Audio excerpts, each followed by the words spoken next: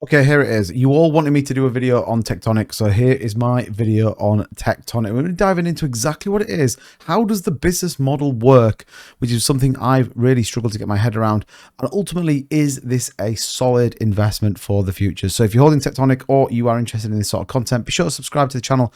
Also leave a like so I know you like this, and we might even start covering Tectonic on the channel a little bit more. So let's dive into exactly what this is all about. So tectonic shift in lending and borrowing. Tectonic is a cross-chain money market for earning passive yield and assessing instant back-end loans. Now, that's the first bit for me, is that ultimately it is a lending and borrowing platform that, if anything, takes the fact that you can get instant liquidation on your assets, but at the same time, you can then return those assets back to you. If you've got crypto that you're holding long-term, then Tectonic could be an interesting play for you. Before we go any further, we'll take a look at the chart, up 8.5%, currently trading at that 60240,492 level with a market cap of $30.2 million. So it is a relatively cheap cryptocurrency out there, given everything that we kind of have. It's on the Kronos network. However, it does bridge over into a number of different networks.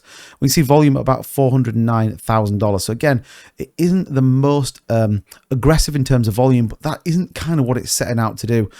The homepage, pretty basic. Again, this is about what the offer is there, as opposed to bells and whistles and all that kind of stuff. It is fundamentally about what it offers the user experience. You can see the total supplied $245 million worth of crypto assets, and currently the total borrowed $124.4 million. So significant amount of numbers that are being used on there. You can generate passive yield on your assets, like we said. Ultimately, you can save money.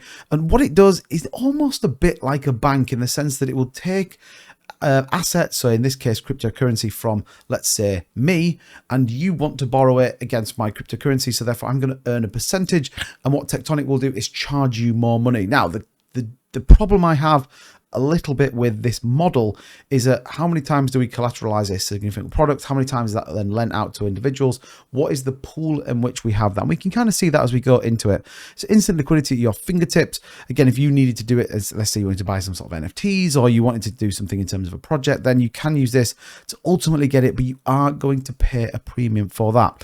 They have an audited smart contract. There is an insurance fund that is coming soon, of which 10% of the interest paid by borrowers goes to an insurance fund. That fundamentally stops any big liquidations or big swings in the market. And it's got interoperability and open source are among funding principles of DeFi, which Tectonic is proudly committed to.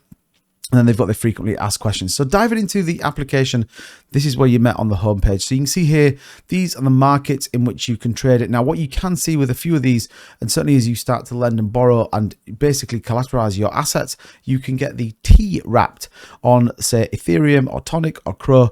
But if we work through Crow as an example, this one at the bottom, you can see the total supply, 81.67 million. It's about $6.5 million. You can see the total borrow is 48.18 million, 3.87, and the utilization currently is 58.99%. So that's the total amount. If we go on here, the percentage of the asset lent out to the borrower. So how many people have borrowed, how many people have lent it versus how many people have borrowed.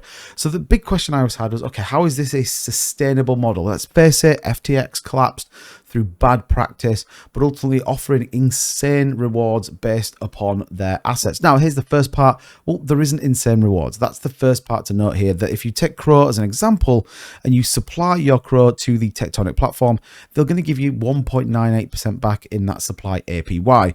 If you were to borrow, you're going to pay the 3.76. So you're almost paying double the amount to borrow versus it is to lend. Now, the question, like we said, is then the borrow needs to continue to be about double the lend, and then that way you are generating income that supports these APYs. But at the same time, while it doesn't have crazy APYs, as an example, you take wrap Bitcoin, you're going to get 0.10% on your borrow, on your lend. 3.55 is what you're going to pay back. So in that sense, it's a pretty sensible business model and feels like it is, it will work based on users using it. Now, again, there's a dashboard. You can connect your wallet. You can see kind of how you've earned it and what you've got. There are also vaults that you can go onto. I'm not going to go too much into that at the minute. And then you can see here some more statistics as it kind of goes through. Equally, you can see live data as to what is exactly happening, both for lending and borrowing. Now, looking into their white paper, and again, I'm not going to go too much into it, but you can see here, look, The Tectonic enables users to supply their cryptocurrency onto the platform at a liquidity provider. Tectonic protocol aggregates the supply from each user into a pool of assets controlled by smart contracts, making it a fungible resource for the protocol while allowing users to withdraw their supply at any time. In return for their supplied assets, liquidity providers will receive corresponding tokens or T tokens, e.g. Tectonic ETH, Tectonic USDC, which entitles them to redeem these supplied assets in the future. The value of T token will continuously increase, reflecting the deposit interest rate, which is set as a function and supply and demand of the assets. So not only can you then take your Bitcoin, so let's be clear with Tectonic, and again, this is probably another reason why it feels much more stable than what we've seen, is that you don't get the asset back in which you lend. So if you lend Bitcoin, you don't get Bitcoin back, you get the T token Bitcoin back, which again links back into this price that we were talking about at the start. So again, it's another model in which it sustains long term how they do it, as opposed to, you know, lending, giving the asset straight back. That way they would have to have a significant amount in holdings, which is where all the questions around FTX and even in some of the bigger exchanges came, where the whole backed assets kind of came back. So in that sense, it's a very simple but kind of cleverly thought out business model as to kind of how they do it. You can stake your Tonic as well. So Tonic staking allows Tonic holders to deposit their tokens into Tonic staking module in return for yield rewards. Here's a general idea. Stakeholders receive rewards, including a share of protocol revenue generated from fees paid by borrowers. And this is the big thing. It's how banks operate, is that you have to, in theory, have more people borrowing than lending to make the business model work.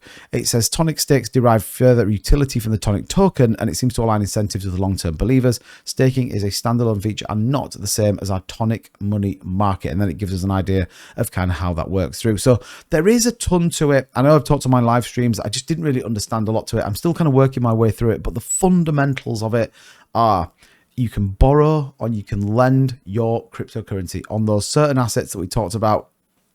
Here we go back and have a look at it.